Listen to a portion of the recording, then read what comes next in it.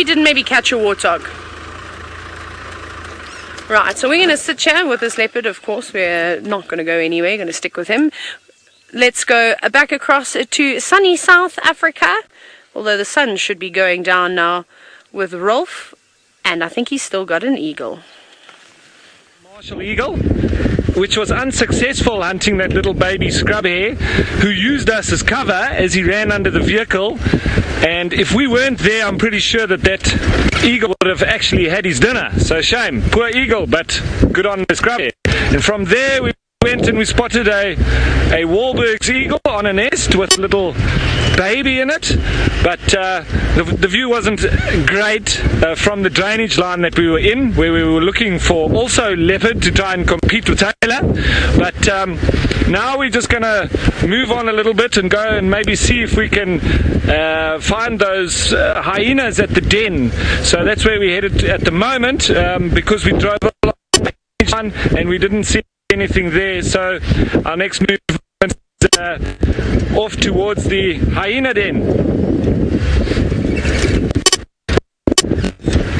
It's cooler now. It's sun's down towards the horizon, cooling off. All the birds are starting to wake up, and I do believe that we will start to see some more action predator-wise. So maybe those hyena will also be awake after their midday slumber. As I say, it's cooling off nicely now.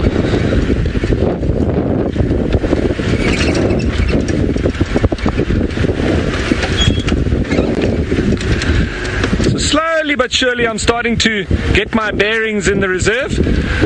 Whenever I go to a new reserve, which happens pretty often, I am quite nomadic, just like those wild dogs. And I like to get lost, and that's the best way to find your way around. So I've been now on the same road a couple of times already, and starting to work my way around, and it's only the second day here.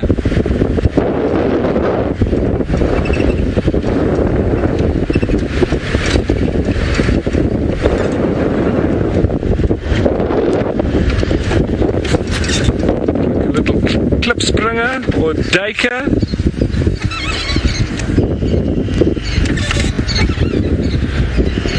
Roshni asking the question, where am I from? Well, at the moment I live in Port Alfred, which is in the Eastern Cape, down in the Albany thicket. Here we are in the savanna biome, but I come from the Albany thicket biome, where we don't have as many big trees as we do have here. But like I say, I am pretty much a nomad. I move around quite a lot, and I have worked in many different places, from Namibia to South Africa, and at the moment finding myself back here in the greater Kruger area.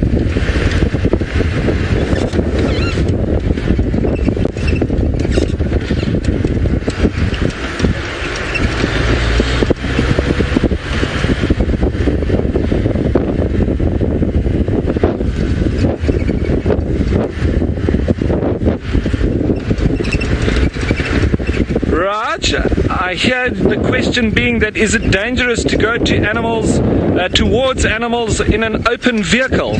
Well, generally, this vehicle, they generally see it as one unit. So it can be dangerous in the times that if we had to approach an animal, stop and view the animal, and if it were, for instance, elephant or lion especially, if somebody had to stand up in the vehicle, you would break the outline of the vehicle, and that animal will pick that person out individually. That could then be a dangerous situation, because then the animal actually identifies a human.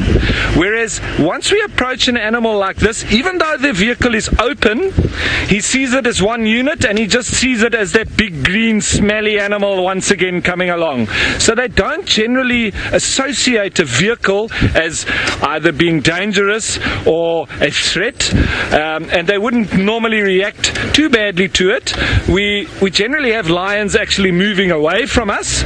Elephants, we need to keep them a little bit away away from us, but they can react a little bit towards us. That's all in how we behave towards them. So, but in general, it's not dangerous in an open vehicle, as I say, unless we break the outline of the vehicle, standing up and the animal actually identifying a personal human on board.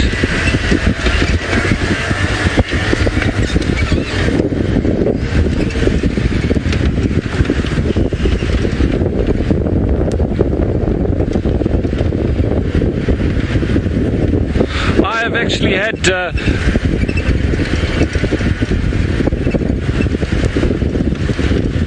had a situation where somebody stood up on the vehicle and it actually made a lion charge us. So that's just an example of what I was saying. Cheryl saying, how long have I been guiding for? I've been guiding ever since I left school, which was 18 years ago. So pretty much all of my professional life or career has been guiding, and all of which has been 18 years, to answer your question.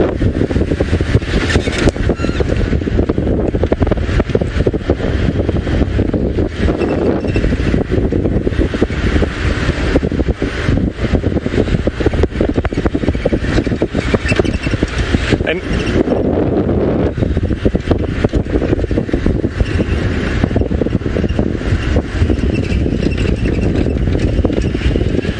Yay 10 asking a good way to find direction in the wild, or keeping direction. Now, one easy way obviously is maintaining direction with the sun.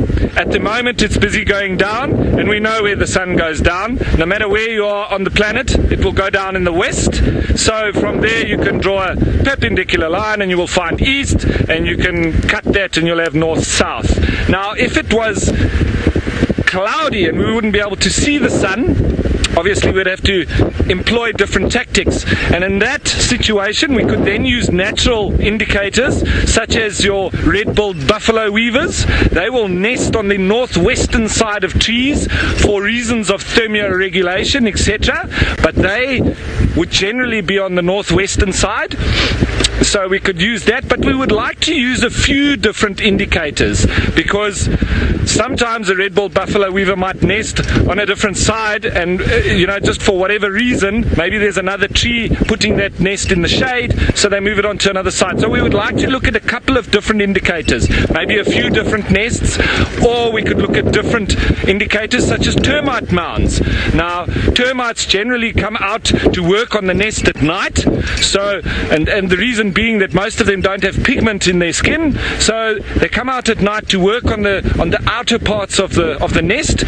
And what happens then in the early morning on the northeastern side, it would dry on that side and in effect tip over to the southwestern side. So all the termite mounds generally would be pointing in a southwesterly direction. So we could then use that as another indicator. Lichen is another good indicator, which would generally grow on the southern side of trees and mountain or rocky outcrops, because they like to be in the shade and in the cooler areas. So we would like to use different things like that. If we want to use the sun once again, we can also use the shadow stick method. We put a stick in the ground, especially in the 4 hours around, especially around the 4 hours around midday. We would check how to get east-west line by drawing a shadow every half an hour, by marking where the shadow is with a stick in the ground. Right now I hear that Jamie's on some cheetah, so we can cross to her and see what's going on there.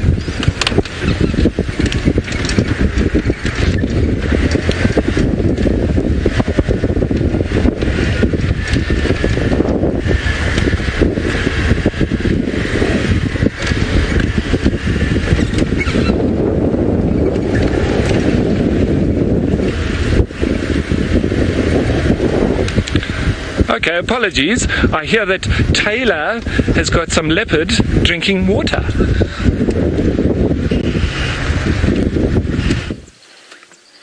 Well, it's more than just a leopard drinking water.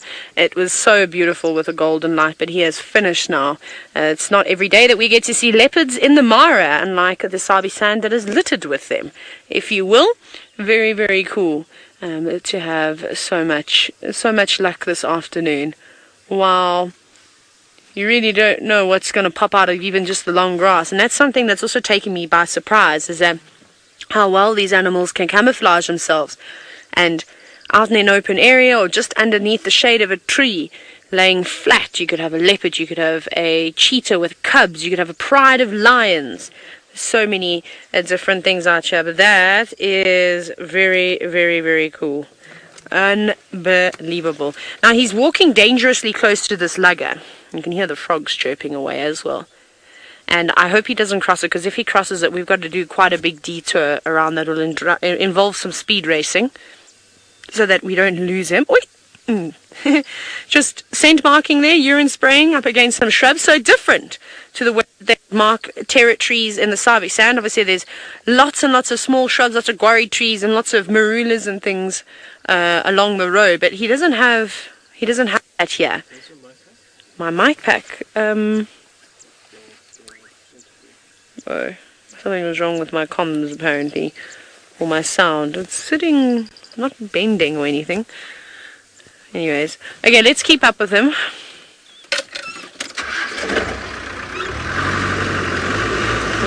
I think we're gonna have to speed race.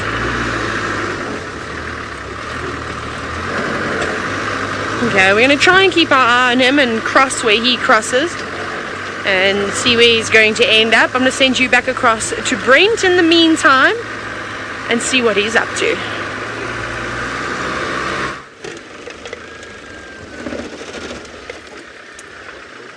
Sorry, hello, I think we are live. Sorry, I was trying to move a little bit higher up the hill. Just in case the gremlins tried to evade us. Now, I've got a very, very special treat for everyone. Craig's going to shout at me because I'm taking my foot off the brake only now. I'm not making you look bad, Craig. I apologize. It was my fault.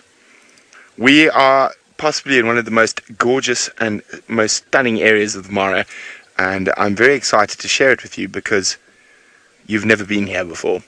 So this is a completely new part of the Mara, and that we've never shared with you before.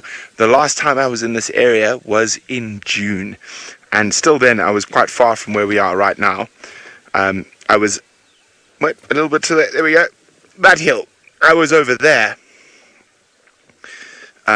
with the, I'm going to actually have to ask Philemon for help, and Philemon is our ranger who's with us this evening, because my pronunciation of Maasai words is horrible, and I generally pride myself on the pronunciation of most languages, but Ola Mwintik, how do the gate? Ola Lai Mwintia. Ola Lai Mwintia. Ola Lai Mwintia. Pride, or sometimes their nickname is the Super Pride, and they're a really big pride, and we were with them on the first ever sort of oh goodness, wait, Craig, I think that they're going to come into shot. Sorry, I get too excited. There was some ostriches that were chasing guinea fowl for the sake of chasing guinea fowl. Here we go. It just looks like the ostriches have decided to have a bit of fun. Oh, Craig can't see them. They're going to walk into shot in about, you can see the guinea fowl running away from them. Sorry, Craig, I'm worried about moving here. We are pretty much as far as you can get from our base camp as possible. Well, I might try to get further at some stage. And I said, I had an imp on my shoulder this afternoon that we were going to go into an area we've never been before. There we go. There's the female ostrich. Now, there's 2 female ostriches, but they have 3 escorts. And I think the guinea fowls ran away, not due to the ostriches chasing them, but the fact that the males were competing for the lovely ladies. So there's the first of their escorts, and nice herd of zebra in the background as well.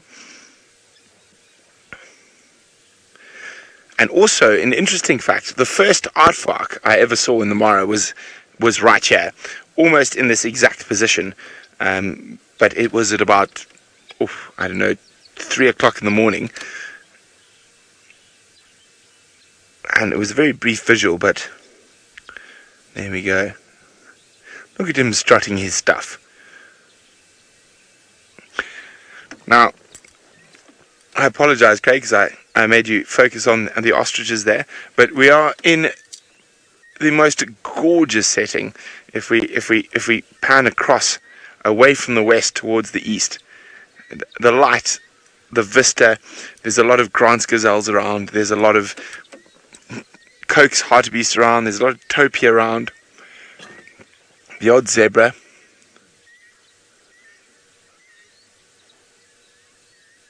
I can hear a lost wildebeest somewhere. Dung, dung. But it is just too superb around here. And of course, us here at Safari Live and Wild Earth, we're still getting to know the Mara, and the longer we're here, the better we'll get to know it, and the more areas we are going to be able to show you. So it is such an exciting adventure to be able to take you into new places. And as we're going to work on our tech, we're going to work on everything, that we're going to be able to share almost 90% of the Mara with you, and I can't wait to be able to do that with you. But in the meantime, it seems like Rolf has found a leopard. You know, maybe you guys would be able to tell me. You know these animals better than I do. It's only second day for me on this reserve, but this looks like a medium-aged male leopard, and like we thought, starting to cool down a little bit. Predators starting to come out a bit more, and he's come down and had a flat-out lay on the road where it seems to have cooled off nicely. So he's still a bit warm, he's still panting a little bit, you know, with that very high heart rate, such is the reason why they rest up during the day.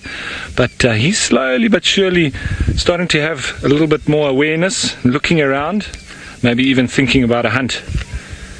So let's just sit here a little while and see what he does, and maybe you guys can help me out as to identifying who he is.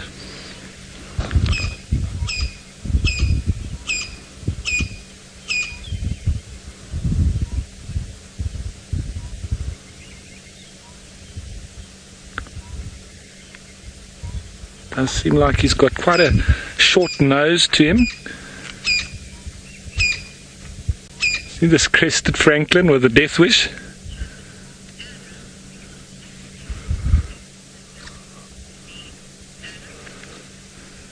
So look guys, sorry Anna, I'm going to get to your question now.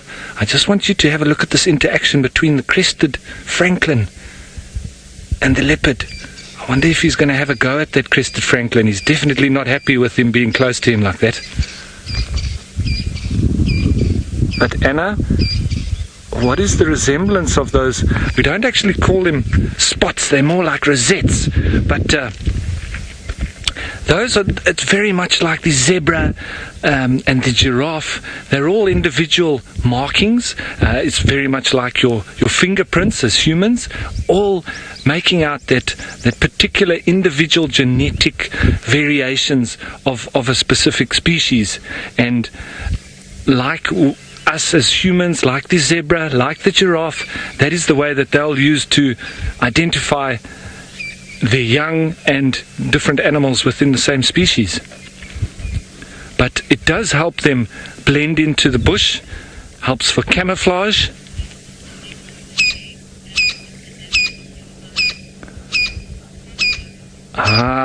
And VM had a hunch that this was Hosanna, and the viewers have now confirmed this is Hosanna. Well done, folks.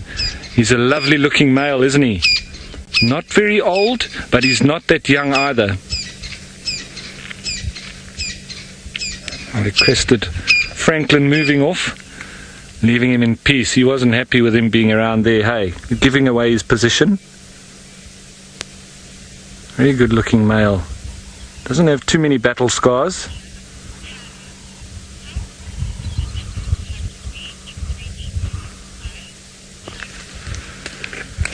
Hannah, you've got a question. How old does a leopard need to be to reach full size? Well, let's go through everything. The gestation period is about 100 days. They have about 2 to 3 young, and their lifespan would be about 21 years. So generally I would say in their mid sort of 10 to 15 years old would be in their prime, but all the way up to 21 years old. Obviously there would be some that would get a little bit older than that, and obviously some that would, especially where there's a lot of competition for space, for food, with a lot of fighting.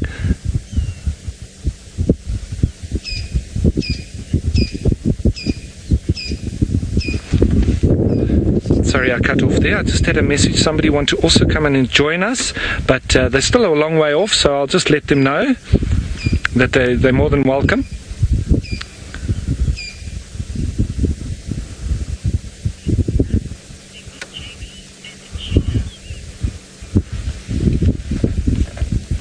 Okay, folks, so he's not very active at the moment. I do think that he's going to become active soon.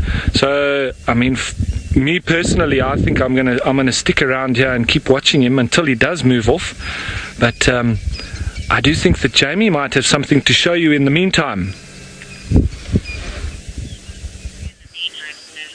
I do indeed have something to show you. I have something to show you at a great distance and with great urgency, because as the sun sets, it's getting harder and harder to see them. So the 5 musketeers, all 5 of them happy and healthy, and an entire... oh no, they're Topi now. Was a herd of wildebeest behind them. They've somehow transformed into Topi. Guess where they are? Not where we expected to find them.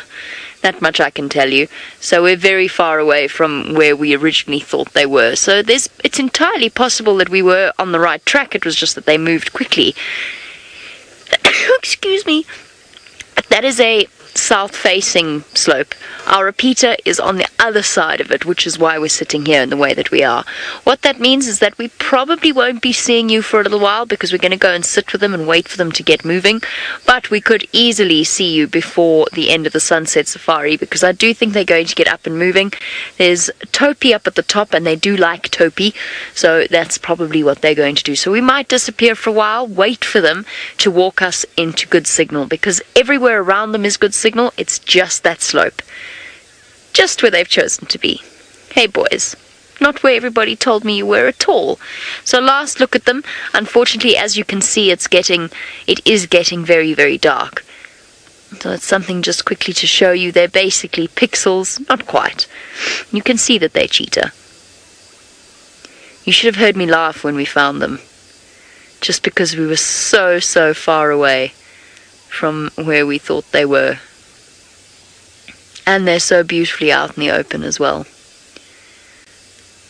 These vehicles will have to be making their way home soon, which means we do have to move across to where we don't have signal, so that we can keep an eye on them for you. Otherwise they're going to disappear if we try and stick to signal. So what we'll do is we'll go around there. We'll be gone for a little while, but hopefully we'll be back. Hopefully our gamble will pay off and they will be back then. Right, so while we go wandering off in the direction of our 5 spotted cats, Taylor's had the most amazing luck over the past week, and she's with a spotted cat of her own.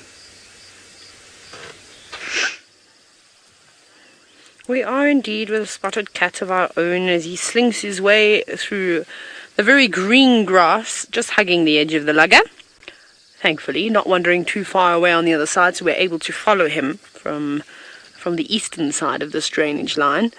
Oh, he's so beautiful. I wonder where he's going, though. I can see a ridge up ahead, and there are lots of trees, and it seems to be quite a rocky area, so I reckon that would be a good spot, especially if you've just been chased by lions and had your kill stolen, because I really think that that's what's happened. Maybe that will be a good place to go and sort of seek some refuge, also just to catch your breath again, and from that angle you'll probably be able to scan back in the direction from which those lions were coming, and you can keep an eye on them like that. And he's just staring back at us. He's beautiful. No, Tesla, my young friend, hello, my dear. I hope that you are well and that you are behaving at school. And you were wondering who, you said firstly that this is a very cool leopard, and you're wondering how old he is. I don't know, Tesla, it's a bit difficult. Hopefully we'll be able to figure out who he is. I don't know if anyone has mentioned which leopard this is. Maybe some of you have done some scratching around and figured out who it is, but I think he's anywhere between he's around 7 years old, give or take a little bit. It's so hard to say because I wasn't here when he was born, so I'm just taking a guess just by looking at some of his scarring that he's got. But again, not necessarily lots of scars doesn't always indicate that an animal's old. Maybe it was just, not a good fighter and kept losing battles, and then they can become, quite scarred up from a very young age. But he's definitely a mature male, that's for sure. Yes, he's marking. Off he goes into the gorgeous sunset. We literally are being able to follow him by his tail at the moment, otherwise we lose him. Let's go. Now we need to catch up with him, otherwise we really are going to lose him. Okay. So, Linda, you're wondering how fast a leopard can run. Now, the thing about leopards, the amazing part is not how fast they can go, their top speed, but it's their amazing acceleration speed. And we have been talking about acceleration speeds of animals. We had an attempted hunt with the Sausage Tree Pride lions on a warthog yesterday morning. And a leopard can charging speed is 24 meters per second, which is very quick.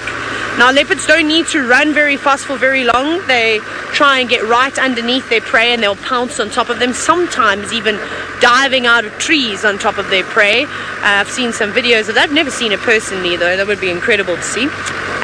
So that's the bit that's exciting. And then they just disappear into the grass. I think we're at our road now. Let's cross. I'm still coming on the other end. It's not quite a road. I think it once was a road. It's now washed away and the grass is sort of growing back. And we are using it. And I just hope we don't get stuck, because if we're going to get stuck, I feel like it's going to be here today. So when we came through, we just hugged the outside path. Across we go. Oh my goodness, we've got a chorus of amphibians too. You will see him. He's actually... No, he's coming. He's on this path. He's actually on a hippo pathway at the moment. That's what he's using to navigate through this thick grass, because it is quite thick.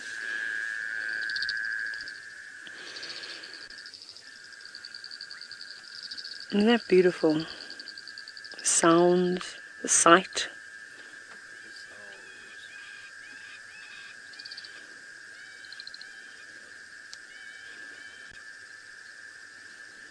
As he walks straight towards us. Now, Michael, you were wondering about leopard territories and whose is larger, the leopards in the Mara or the leopards in the Sabi sand. I would say the leopards in the Mara. The leopard density is not quite to the extent in the Sabi sand, where I think leopard populations in general are a lot smaller. The males, of course, are quite large, but because there aren't as many here, they can have bigger places. The Sabi sand is the ideal habitat for a leopard. There's plenty of impala, there's lots of riverlines, there's nice trees for them to utilize to take their kills up in them.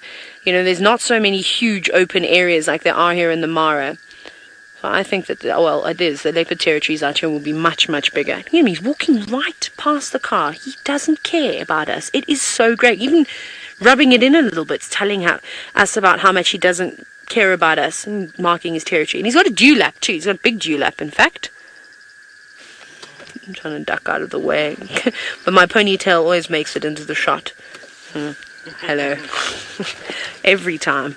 There he goes, just crossing right in front of us. Isn't that sound is deafening, isn't it? Oh, there we go. I should have said that earlier. They stopped.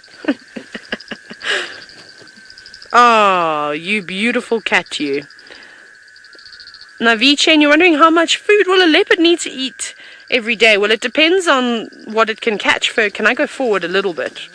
Maybe we just change this up. I'll answer the question properly now. So, yeah, so basically it's just how much can that leopard catch? Because they're not particularly good. I thought that was quite nice with the sunset. And, oh, I can smell that popcorn smell. Oh, I have not smelt that for such a long time. I know it sounds bizarre, inhaling really deeply in an area where a leopard is just urinated. My mic, again, I don't know why it keeps doing that. Oh, I see the problem. There's a problem with my antenna, it's pulling out. Okay, well, I'll try and sit still. I might have to tape it up. So sorry for any breakup that may have occurred. That was on my behalf here on my mic pack, but we'll try to get that sorted in a minute. So they'll try and catch and eat whatever they can and as often as they can. He's obviously got quite a full belly, and if he walks along this pathway now that he's on and he finds a dik-dik or he finds a common reedbuck or a herd of impala or whatever it may be, he probably will try and go for it. Leopards are known for caching food, so even if he maybe has a kill somewhere else, though I suspect he's lost, it wouldn't stop him from catching another one. But from one leopard to another, we're going to go from this beautiful big male on a territorial patrol to a lovely lass and a youngster, and I wonder which leopard Ralph has got. What's his name? Confirmed it's Thandi. I had confirmation that it's Thandi. What's his name? American chap? No, this is sort of US. Okay, folks, I'm just talking a little bit low here because this animal's just come very, very close.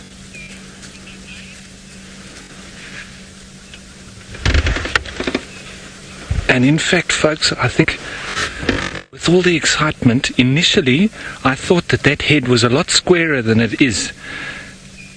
And I'm definitely thinking now that it is a female, and it seems that we're moving closer to the one that is called Thandi. But like I said, I can't confirm in any way whatsoever, but I definitely think this is a female now as opposed to being a male. Sorry for my excitement in the beginning, that was my mistake. But she's definitely looking for potential prey. And she's listening out as she moves down towards this drainage line.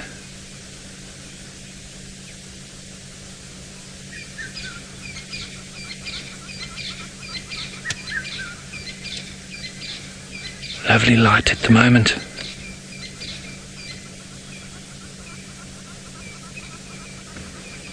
Such stealth and camouflage, eh? I wouldn't like to be prey in this situation because she'd walk up on you so easily. Anything being that white spot on the end of the tail, which is sometimes the only thing that I see when I actually spot leopard, is that just that white dot in the bush.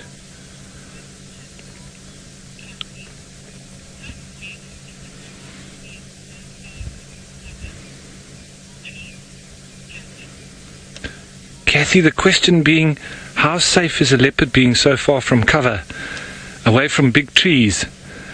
Well, with her camouflage, she almost blends so easily into the bush, but obviously she does run the risk of getting in trouble with animals like hyena and lion. But there are a couple of big trees around, and if she had to notice anything coming towards her, big like that, I'm pretty sure she would be up one of these knob thorns in a hurry. There is enough big trees around for her to scuttle up, and I definitely think that she's 100% safe. And with her ears listening out sensitively as they are, I doubt that anything would be able to sneak up on her. I think she's the one doing the sneaking up on. So Kathy, I wouldn't worry about her. I would worry about what she's looking for.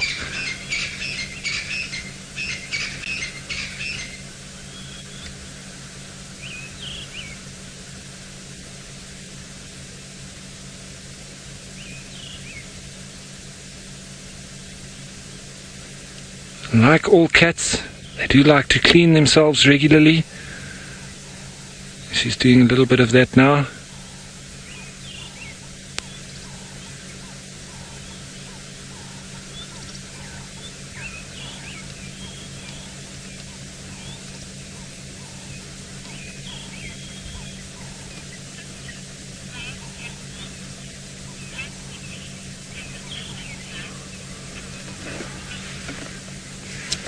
Proud cat mama, how many teeth does a leopard have? And that's a very good question. She obviously has the very big incisors in the front, so it would be 2 on each side, and just trying to work through. She obviously also has the molars at the back to be able to crush bones, and I would say at least 3 pairs on each side. So what do we got there? 6, 12, 16 with the incisors. I would say she's got at least 20 to 26 teeth in her mouth, and those carnassial shears as well to be able to cut the meat. So we're looking at probably 26 plus. But I'm not exactly sure on the exact number of teeth in their mouth, but I would say in the region of about 26 to 28 teeth. The most important being the incisors to inflict that killing bite, and the carnassial shear is the teeth which enable them to cut through the meat. And then obviously the molars would be the ones which grind the meat, and any of the bones which they need to grind up and digest as well, because they don't want to be swallowing whole pieces of bone. The digestive system, or acid in the digestive system, is not as strong as that of hyena, which are able to turn bone into dust, but even them, they do still like to crush the bones up a little bit, but their digestive system is way stronger than that of a leopard. So these guys definitely wouldn't chew on those big bones like hyena. So it seems like we're having a bit of a leopard festival this evening, and I believe that Taylor's also watching a leopard, and once we move off from here, you guys are going to link over to another leopard. We're just about to lose him, though, I'm afraid. This is going to be our last view of our friend the leopard. And the reason for that is because he's heading towards a sort of minefield filled with rocks. And it's one thing trying to sort of travel over them by day, but it's another at night. It's quite easy to damage the cars. So we will leave him. I think he has done a great job starring on today's episode of All the Sunset Safari. Or maybe not. Maybe he's just going to lay there. Shall we quickly reposition them while we've got an opportunity and have one more view? But I must tell you, he's just walked the most incredible route, and it's a route that's only suited to a leopard.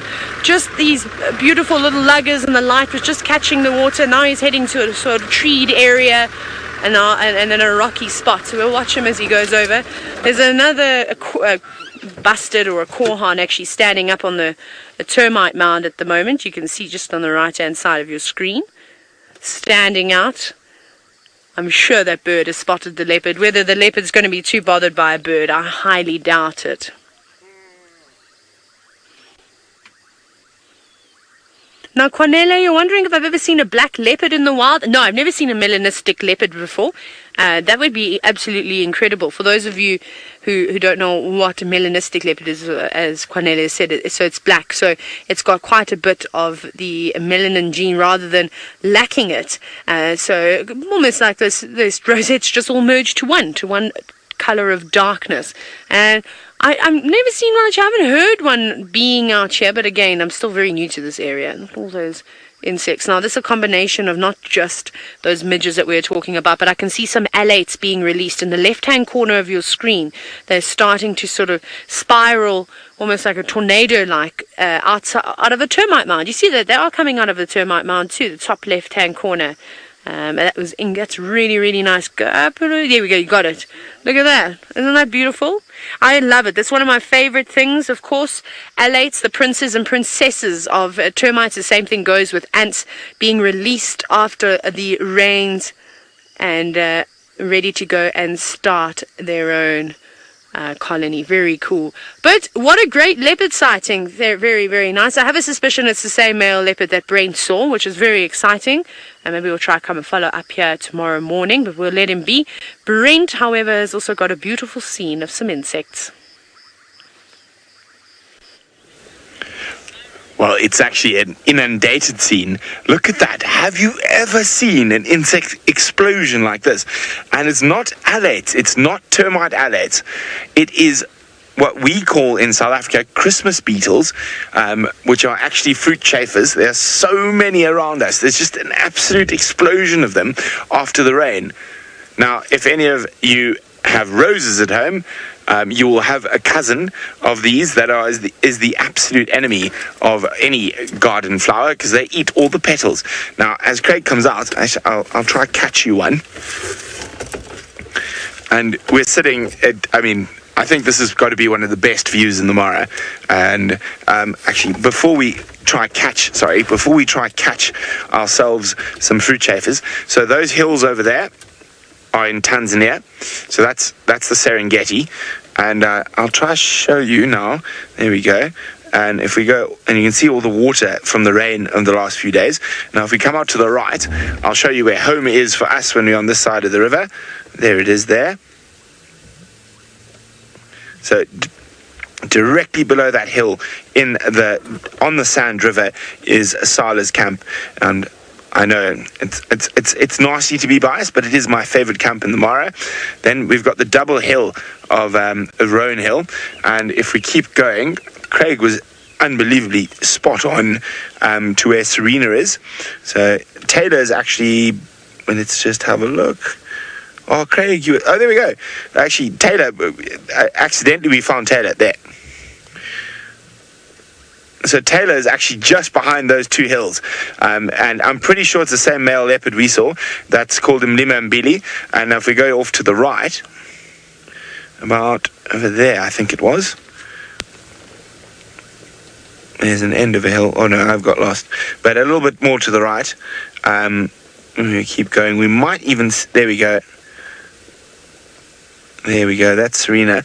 And if we keep going to the right, home itself.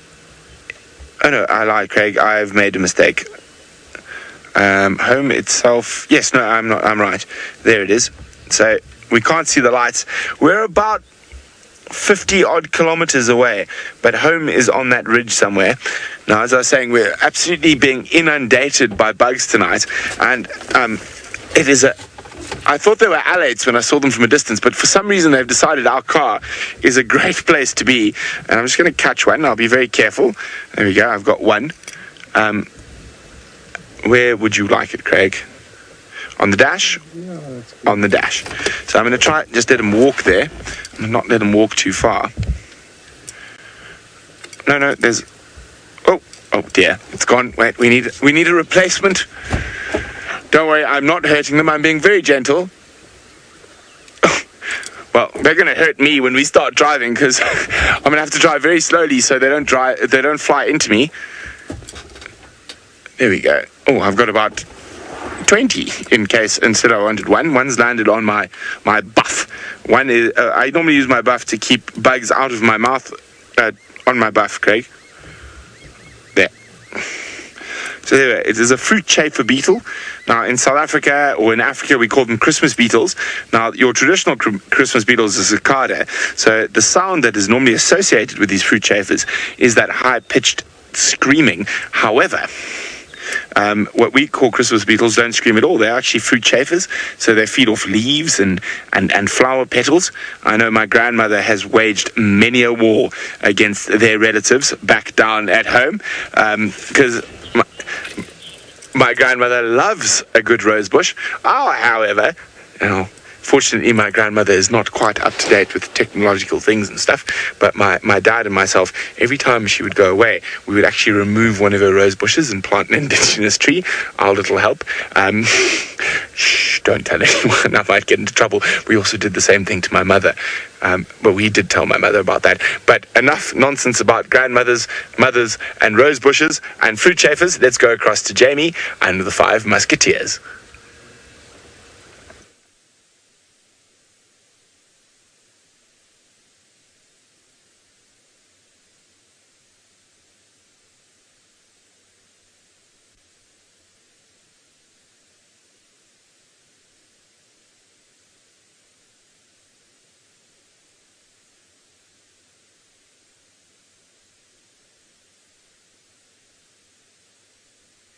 You're back. Craig was about to put our infrared lights on, but we're live again. And let me sit up so you can actually see how many of these fruit chafers are buzzing around. There we go, with this gorgeous sight. It sounds like Jamie and the five boys are in some gremlin country. Oh, I know today's been actually quite a special day for me. I don't know why. I've just you get those days when you just thoroughly enjoy being out, and fortunately, even while we're being absolutely battered from all sides by fruit chafers, being with Craig is obviously a good friend, and a new good friend, which is Philemon, who is our ranger, who's been with us, and Philemon actually been with me a couple of times now, so it is always great. Wow, it is. They are absolutely swarming. Now, it literally sounds like there's an aeroplane taking off around us. This is...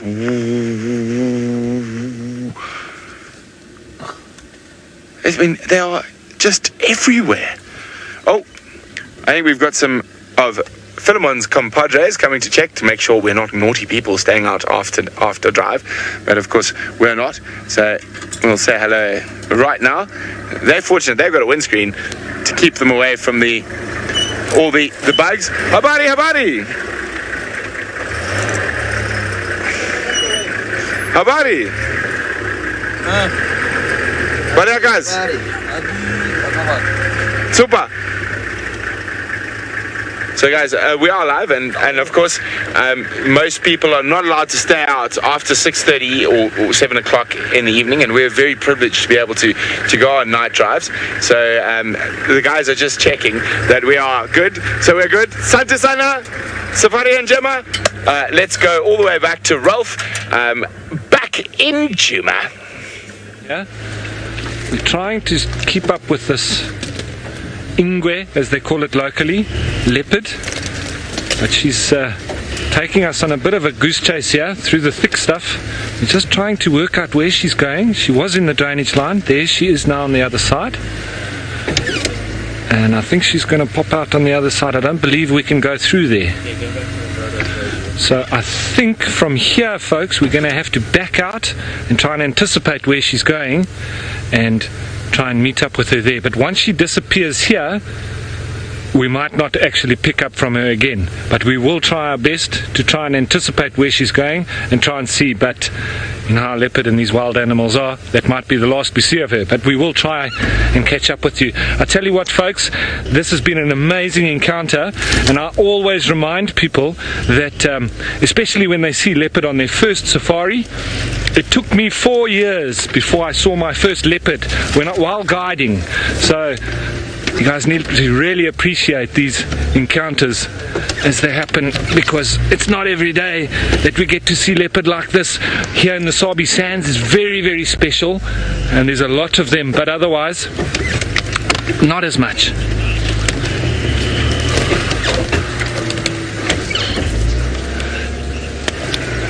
Addis, the question that I've got from Addis, aged 8, how strong is a leopard's jaw?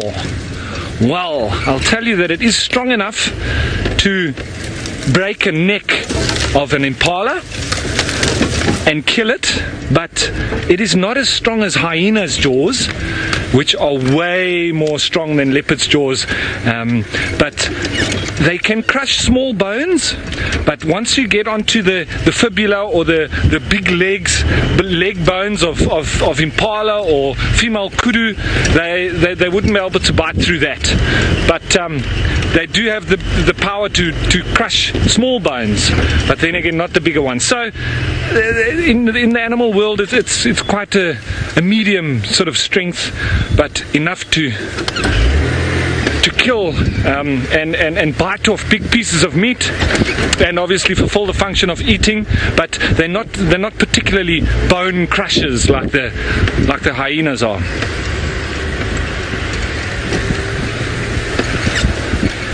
See, leopard would like to more disembowel animals, and they eat on the rich kidney, liver, especially of bigger animals. Sometimes they'll kill such a big animal that they actually don't eat all the meat.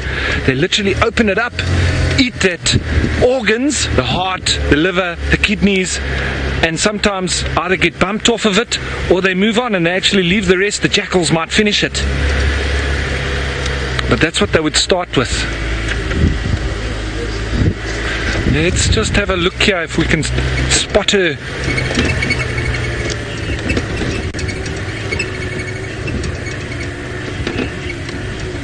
Kaylin, question being, would a leopard hunt a goose?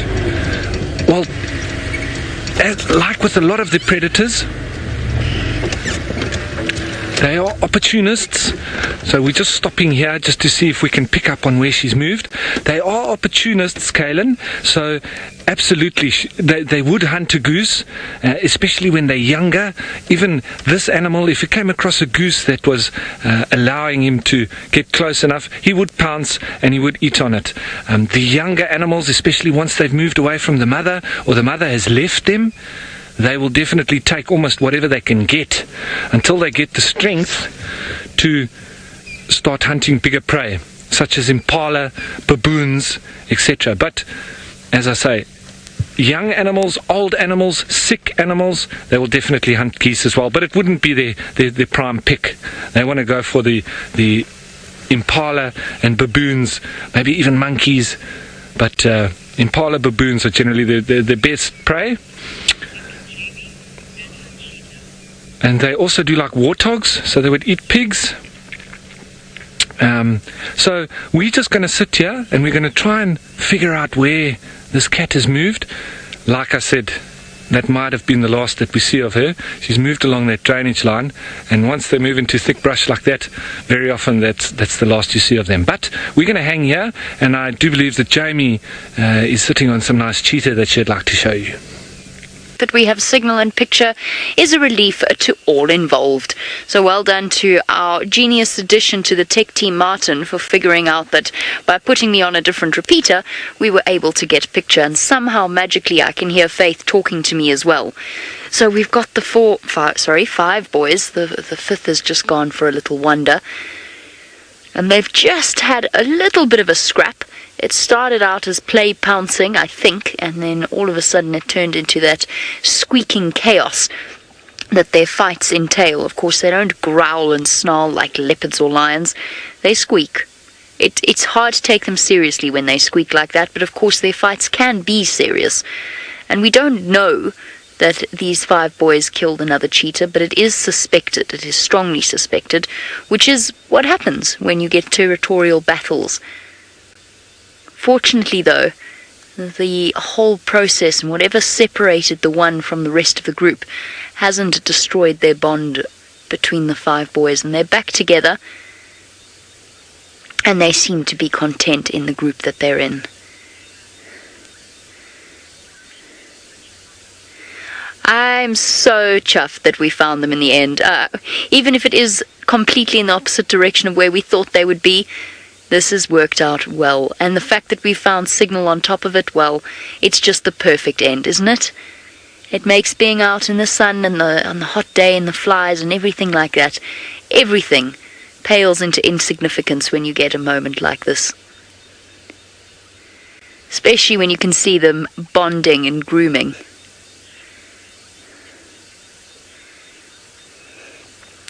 Riti, that is the question, is it not? Because at some point these boys must have mated, and you want to know if they will split up when a female comes along. It's going to be complicated. Typically, cheetah coalitions have a dominant member, but usually cheetah coalitions are only 2 or 3 individuals.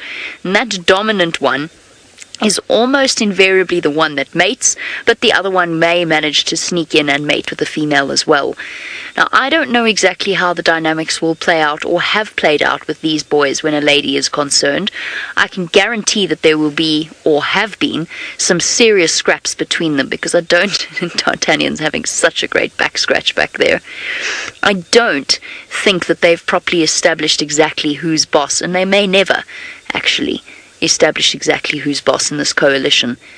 It's one of the reasons why cheetah, as a general rule, of these boys being the interesting exception, but as a general rule are quite picky about their coalition members. It's either brothers, or we're off, or it is cousins that will join together in a coalition.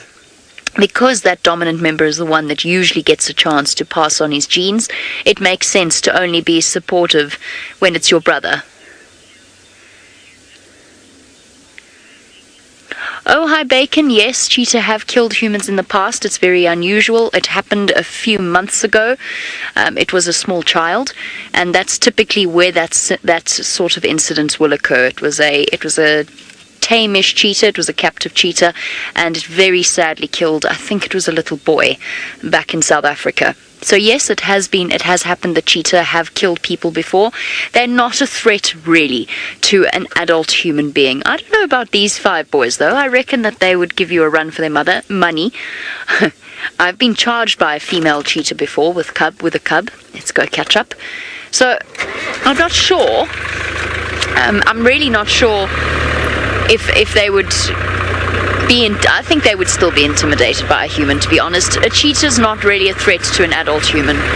There are very few cases where a person has been attacked by a cheetah. They're few and far between. There they are. Few and far between, and it's very unusual. I know 2 people actually, personally, who've been attacked by a cheetah, strangely enough. One whacked it on the head with a stick and it immediately turned around and ran away. And the other had a nasty bite to the arm and a few scars, but was absolutely fine afterwards and lived to tell the tale.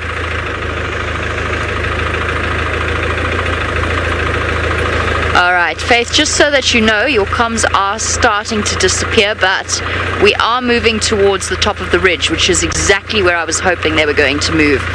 So the comms will come back. I know that Faith is sending through questions. I'm afraid I can't hear them for now, but I will be able to answer them once we get to the top of the ridge. Let's see which direction we're going in. Don't stop here, boys. So what I'm going to do is I'm going to catch up with them. I'm going to see where they're going, and I'm going to give you one last look. Not last look, but one look for now. And then what we'll do... There we go. So they're just across to the left of us. Let's see if they're still moving. Let's have a look with the infrared. Yeah, they are still moving. Okay, so what I'm going to do is I'm going to follow these cheetah boys. For now, I'm going to... Oh, I almost got Faith back there.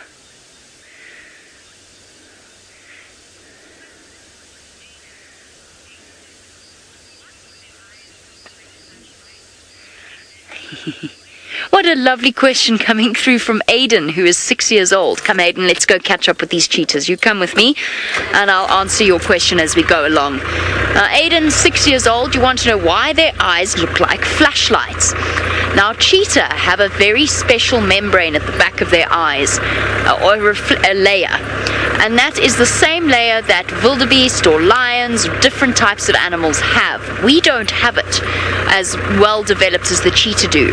But what it does is it bounces the light back, and that allows them to see much better than us in the dark. So it's called the tapetum lucidum, but you don't really need to worry about remembering that at the moment. But essentially, it reflects any light back. Now, we're not using white light. We're using a special type of light that you and I can't see. So it's called infrared light, and human beings and other mammals can't see it. It just looks like a red glow.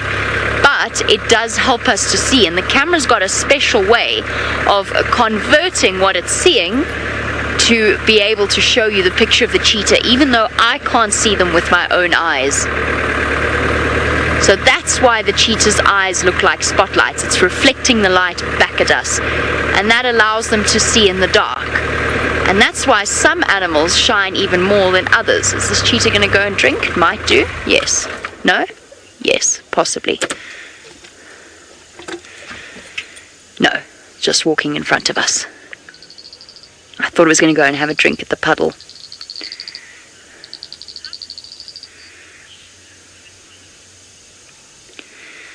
Proud cat mama.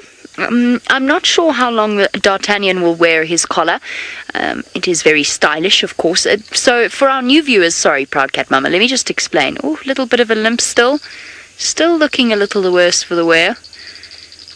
That will heal up, and they can still, that cheetah will still be able to run. So one of the cheetahs wears a collar, and that gives very, very useful data to people who research these cheetah very closely.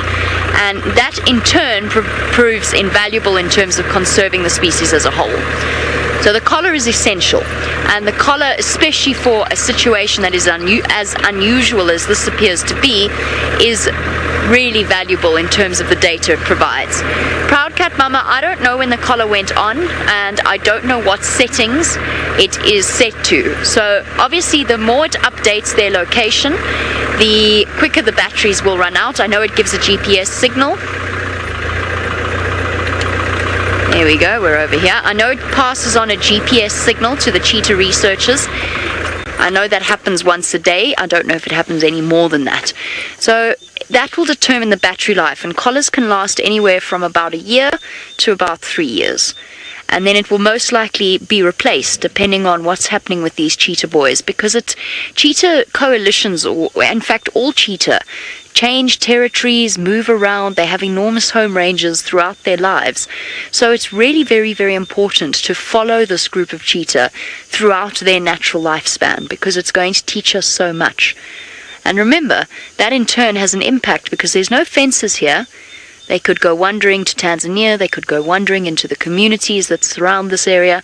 So it's very, very important in understanding animal movements to be able to mitigate the effects of conflict with human beings.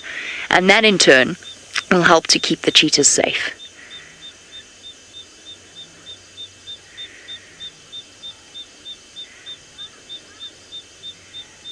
As a species as a whole, essentially.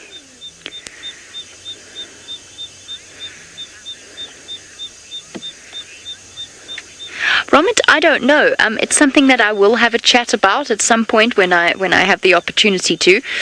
We want to know why the other cheetah haven't been given a name. There's lots of wildebeest off to the right, lots of wildebeest ahead of us. They're hunting. They are hunting. Okay, there's a herd of wildebeest up ahead, and they're making their way towards it. Now, I can't see it, but it is just up ahead. So what we're going to do is we're just going to ensure that we don't get our lights on the cheetah, because that's going to give it away. But we're going to move forward just a little bit. I'll ask why the other cheetahs haven't been given a name. We will not be naming them unless we are given express permission to do so, since they already have been named as a coalition.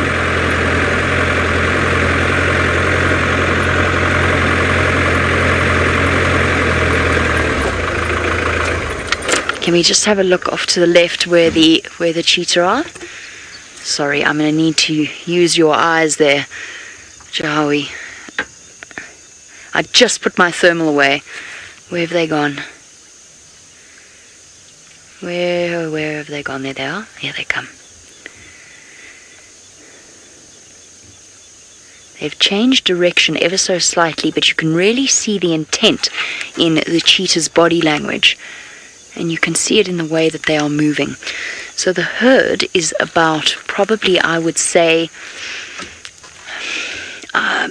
about, from what I can see, and it's hard to gauge in the dark, probably about 150 odd yards away from where the cheetahs are now.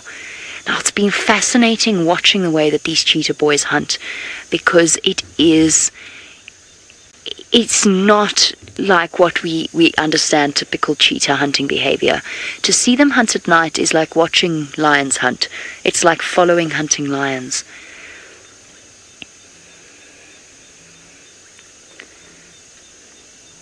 And it turns into utter chaos.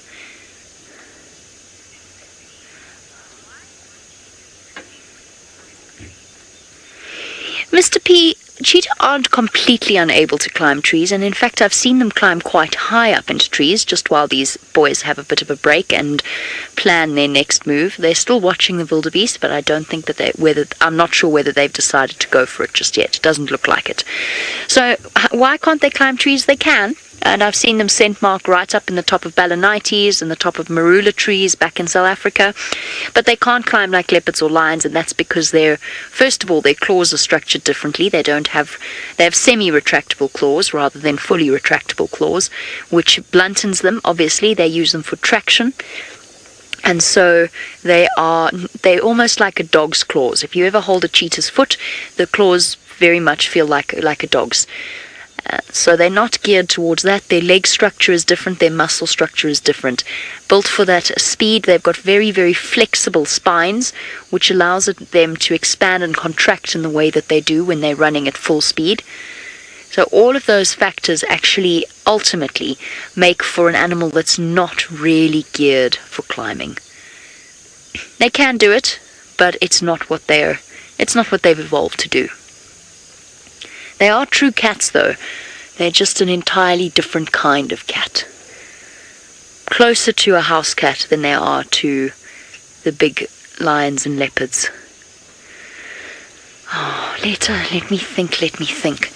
What I'm actually going to do is we're going to keep watching them. We're going to keep an eye on them because obviously I can't see if they're moving. And once we pop the camera back on them, I'm going to ask Jahawi to pass me my thermal, my flare, because I thought we were heading home because we didn't have any signal. So now that we found signal, which is fantastic, it changes the game completely, and I'm going to have to set it up. Otherwise, it's going to make following them during this hunt very tricky because I can't use my white light.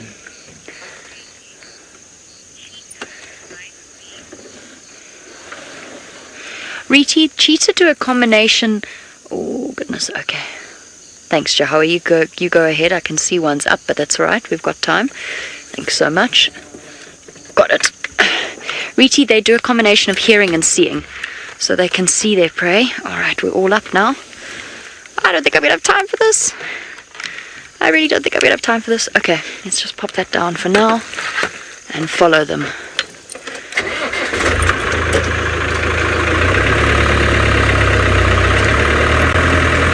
I'm going to do things very cautiously. I can't drive without headlights because otherwise I will fall in a hole. But I can drive so that I don't illuminate them. That I can do. So I'm driving parallel to them, making sure that my beam doesn't touch them.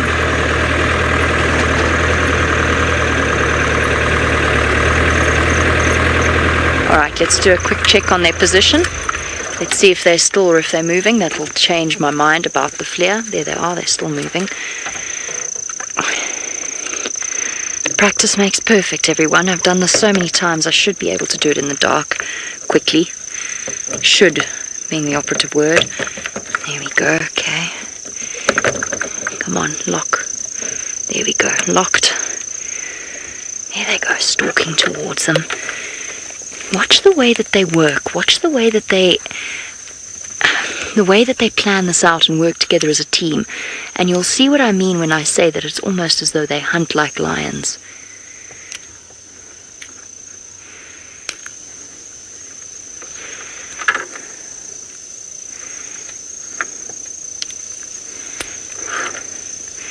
There they are, they're going.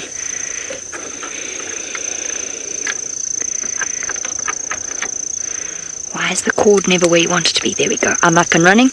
That's fantastic. Okay, that helps tremendously. Let's go catch up with them. That head down posture is indicative of the fact that they are focused on hunting. Please turn on. Hey, thank you. Okay. They've got much closer.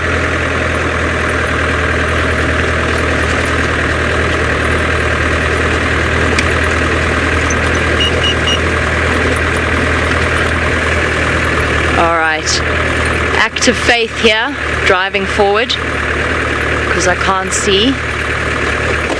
Let's stop and check up on the position. They're over there to the left. They're moving around to the left of the wildebeest, and when they come they're going to run in towards the herd, and the herd's going to run in front of us. A little bit further to the right, sorry, they're right on the edge of the wildebeest herd, I think. No, here they come. Sorry, they're right to the left of us, right next to us. There they go. Apologies. I thought a wildebeest was a cheetah.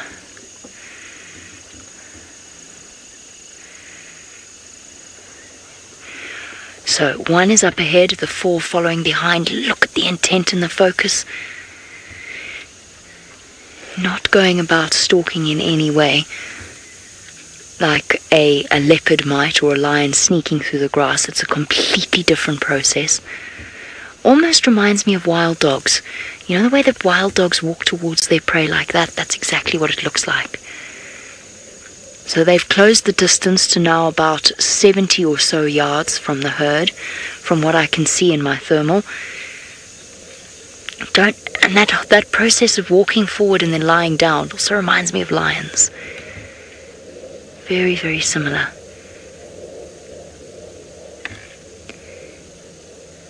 This whole social process is incredible. You can see how many insects there are. Off we go. We're trotting forward. And now they're racing off, but not full speed. Where's their leader gone? What have they gone for? I think they were moving towards wildebeest on...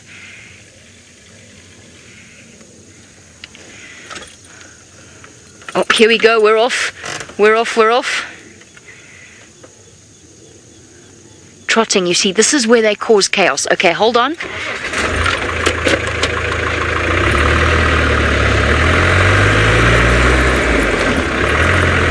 They're sprinting after the herd, and I think they've already messed it up.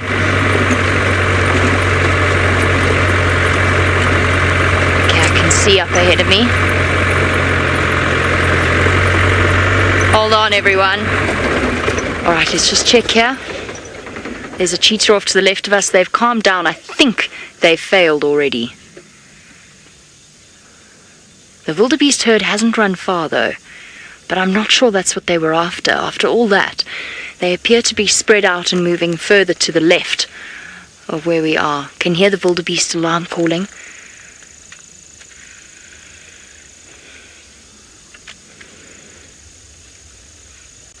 Okay. We can catch up with them. I think they've given up that hunt.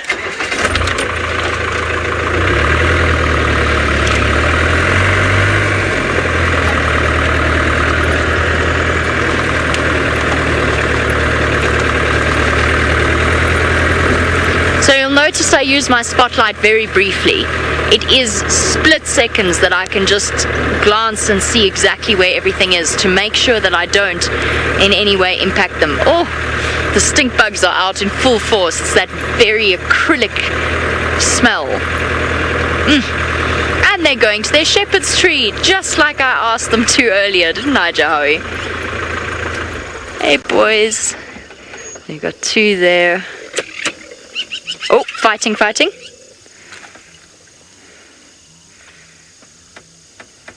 Bit of a scrap. They've definitely abandoned the hunt. If they're doing that, they've abandoned the hunt.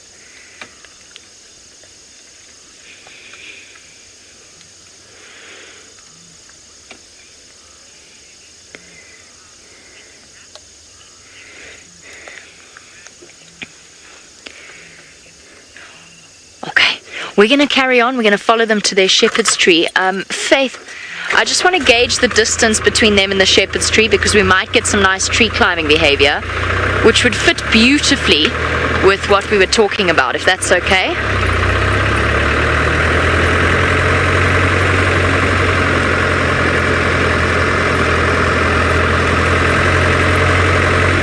Okay, we've only got a few meters to cover and then they're going to go to their shepherd's tree.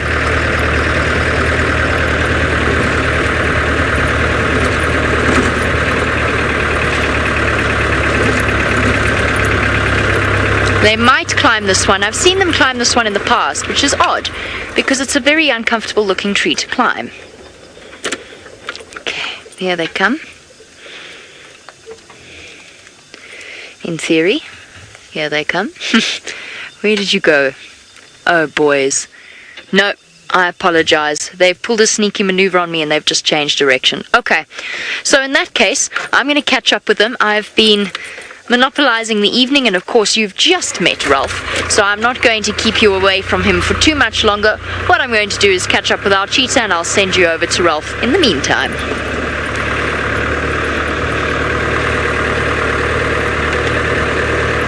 Continue on the search looking for that leopard, but it does seem that she's disappeared, so we're going on another loop to try and see if we can maybe pick up on her. But in the meantime, all the night birds are starting to come alive. We're hearing their little scops owlet every 5 seconds, and the pearl-spotted owlet, which is a prolific hunter of small little birds. If you play that call, you very often have numerous birds coming after you, and that's actually a good way of calling in a little bird party. But they do the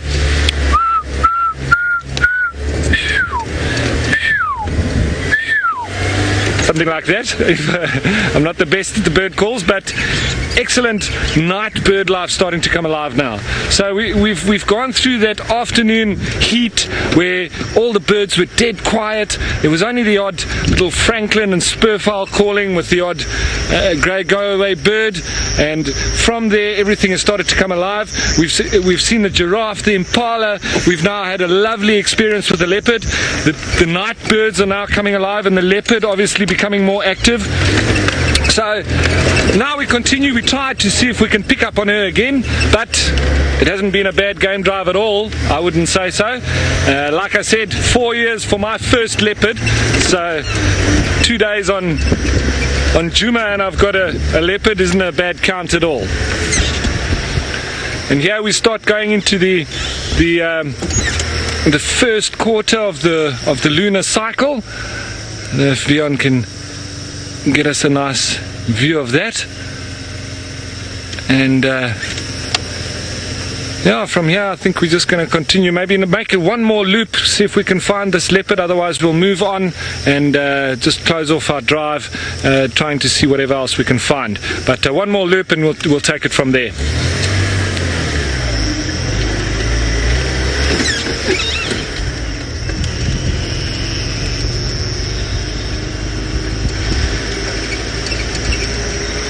And it was actually quite interesting. She jumped right into camp.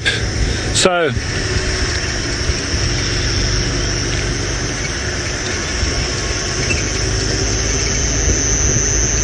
Mr. P, how many animals have I seen in my life? A question from Mr. P.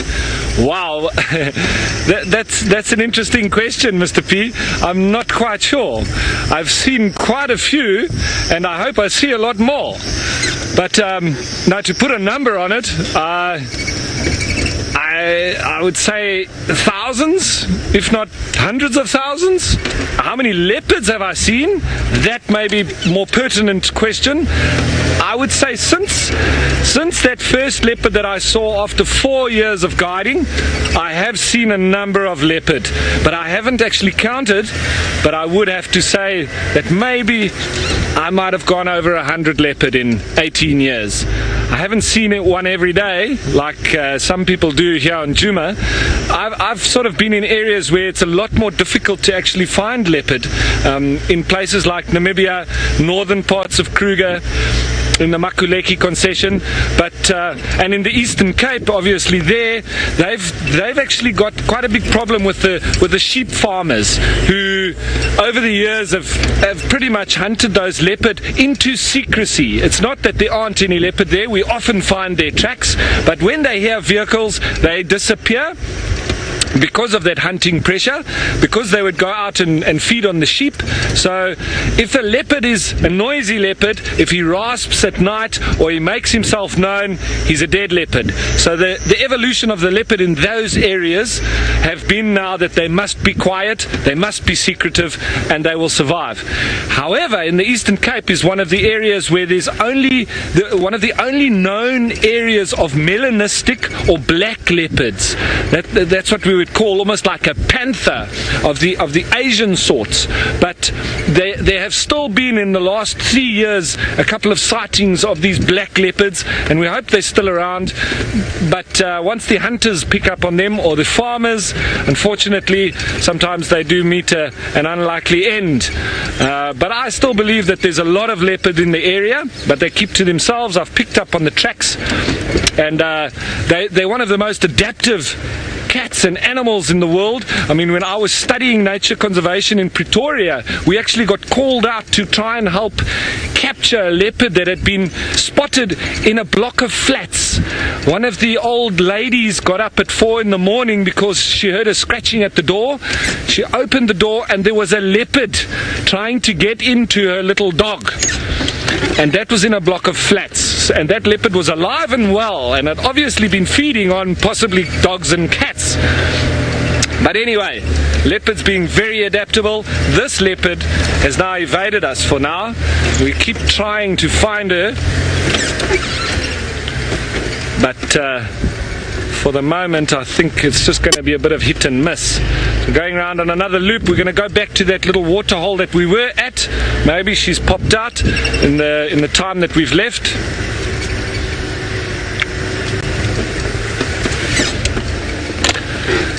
So as we start now to head into the darkness, we're going to head to this water hole. I believe Taylor is also driving in the dark, somewhere in the Mara. Maybe she's got something different to tell you. I don't know, Ralph. I think viewers are all thoroughly enjoying all your stories. It's always nice to hear stories. Story time is the best. We tell lots of stories, don't we? How many animals have I seen, says Ferg? I don't know. Lots. I've been very privileged to see lots and lots and lots of different types of animals. I'm not going to try and name them all for you because I think I'm going to put you all to sleep. But very funny. Ferg, how many animals have you seen? Should we start with A's first? Yeah. So Ferg is quite funny tonight. He also said, he said to me earlier, he said, let's play a game. And I was like, okay, great, love games, favorite thing. And he's like, and I was like, what's the game, Ferg? And he says, you have to open your mouth and dry so you can catch the most bugs. I'm not playing that. You've seen me with a dung beetle in my mouth before. I've had caterpillars on my face. I've spat out flies live. Let's not have, a reenactment of that. But luckily we made it through safely. There was one spot, probably about 2 miles back. Oh, what a nightmare. It was just swarms of insects of all kinds everywhere, hitting me in the face, hitting me in the head. I had to keep my mouth closed very tight though, so they were just hitting my lips. That was it, thankfully. And I didn't eat any just yet, although as I sit here and talk, I better put a shield up because I don't stop talking and it's quite easy for them to then come dinner. And I don't want to spoil my dinner because we're having pizza night tonight in the Mara. How cool is that? I feel like you should all know and be envious of how delicious it's going to be. Homemade pizzas. I mean, never did I think I'd be in the middle of the Mara Triangle, the Massa Mara National Reserve, and be eating thin crust pizzas with the most delicious toppings. So it's quite nice. It's always nice every now and then to have some, I suppose, Western food, isn't it? Although we eat fairly well at Wild Earth. Very spoiled. We've got the greatest chefs, we've got the greatest of everything. So I haven't found any lions. Since you last saw us, I was searching for those 2 lions that we saw in the beginning that we suspected stolen the kill from the leopard, but I couldn't get them at all. They must have just been in the long grass, or they could have eaten it quickly and moved on. Maybe there was nothing even left. And then I tried to find the sausage tree pride again. No luck yet. We're in the area, we're in their favorite spots. I just don't know where they are or where they've gone. Sneaky cats, those ones. They really, really, really are sneaky. I can't believe we haven't seen any bats either, because they would be good to have around to catch all the insects. Ooh. Oh cool, hang on, there's a hippo coming out. Is it a hippo? Am I shining on it? Please don't run away from us, hippopotamus. It's a big one crossing the road this time. Sorry, I'm not getting there quick enough to show you it completely out in the open, but the grass is really short, so I'll just quickly show you this. Here it goes. Hi, hippopotamus. Also, I feel like I'm going to sneeze, or my allergies have caught up to me all of a sudden. I feel very stuffy. But there it goes. Just moving away from the Mara River. Stopping and staring. Very cool to see a hippo. That looks very scary. That's the scariest hippo I've ever seen. But enough about the animals that walk about at night. We've got an exciting group of animals with Jamie, and they're very quick off the mark, so let's go back to her.